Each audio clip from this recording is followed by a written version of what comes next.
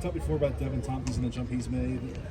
Where exactly is he working for you, and how close is he to really pushing him to be a role player after? Yeah, we're messing with him a little bit at several positions. He's worked mostly 3 technique and then some of the field end for us here. Yeah, he's doing some good things. You know, playing inside for him is a little new.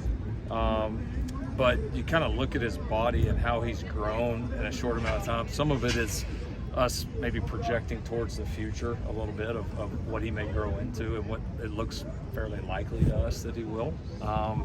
He's probably more comfortable like today playing out on the edge.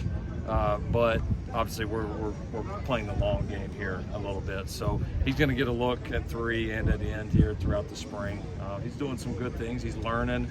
You know, it's one thing to be out there on a scout team and make plays. Now you're kind of really zeroed into really learning the defense and all of those reps coming there. And so there is always a little bit of an adjustment period. So he kind of had that early in spring, but he started to flash a little bit since. What was your evaluation process of him, given how little football he had played prior to his senior year? We didn't know a lot about him when we got here.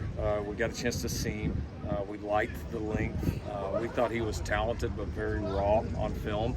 And honestly, we had some reservations given just how little we knew about him, but the position he played and the fact that he had some length and we thought some ability and was a really good kid, we just felt like we couldn't pass up a D lineman at that point, honestly. And I'm glad we didn't. I mean, we made the right decision, and he's still kind of very early on in the stages of what he can be here, but he excited a lot of people around here with his progress in the fall, and I do think the kid's got a really bright future. I know you've talked about the potential uniqueness of Ralik's role even since last year. How much more have you been able to maybe put on his plate in terms of doing different stuff coming into this spring? We've definitely been able to do more. He has a much better base understanding of the entire offense and how that functions, and so we're using this spring to move him around some, to experiment some and try to get a full idea of what he really can handle.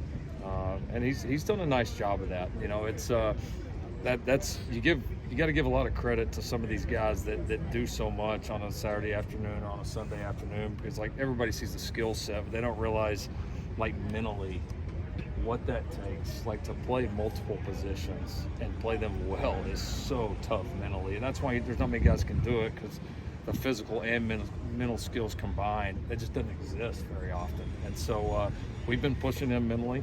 He's done a good job responding. We're putting him in some different positions, and he's learning, but also he has a natural athleticism and explosion that makes him a fit a lot of places. How much does the depth of that running back room now kind of help you be more confident in putting him elsewhere? It certainly does. Yeah, it certainly does. That room's been a real bright spot here in camp. We've been impressed with the older guys in that room that get a little bit more kind of known. Certainly their skill set are improving, and then been really impressed with the 2 young guys. Every day those guys kind of show up and make some big plays. So yeah, with having 5 guys back there that we're pretty excited about, it's allowed us to move Ralik around, and yeah, we'll evaluate it. We're just trying to put a lot on tape, expose these guys to a lot, and then we'll start to narrow it down as we get closer to fall. How do you feel about depth at tight end right now?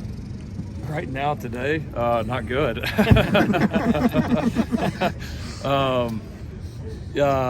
Lake's been awesome. Lake's playing at a high level. He has really improved. He's improved physically.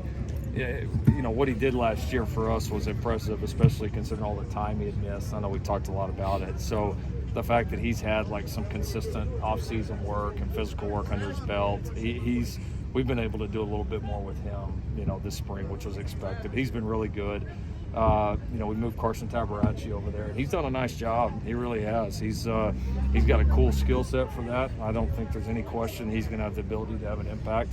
Obviously, not having Jude right now, is tough for us. We'll be excited to get him back in the fall, and then we'll get Kate Eldridge over here as well. So it's going to be good. It's just currently at this moment right now not very good. Yeah. It's basically the halfway point of camp right now. How would you evaluate how it's gone so far? It's been good. It's been competitive. You know, we've got a little bit more depth across the board. It's I'd say the practices are more physical because we are a little bigger, a little bit stronger. We've got a few too many guys nicked up right now. That's probably been maybe the biggest disappointment. And I mean, fortunately, it hasn't been anything overly serious. But at the same time, we got too many guys missing time, and so we need those guys to. We need to get a little healthier here the second half of camp so that we can practice the way that we want to. Last night you said you're now a Trojan professionally as well as personally, and when you took over, there was some things that made you mad. Are there same things going on here today that make you mad personally? I can go a lot of different directions with that one.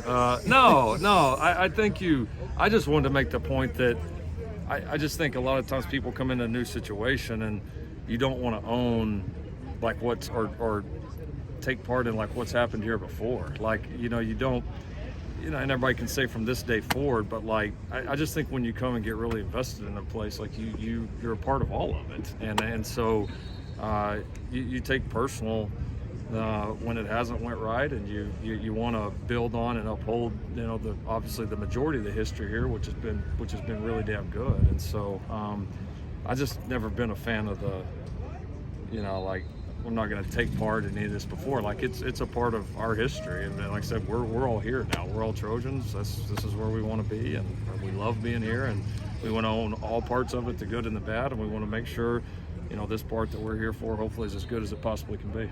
So the value of adding Greg Brown to the staff, what exactly is he doing? How is he impacting? How is he involved?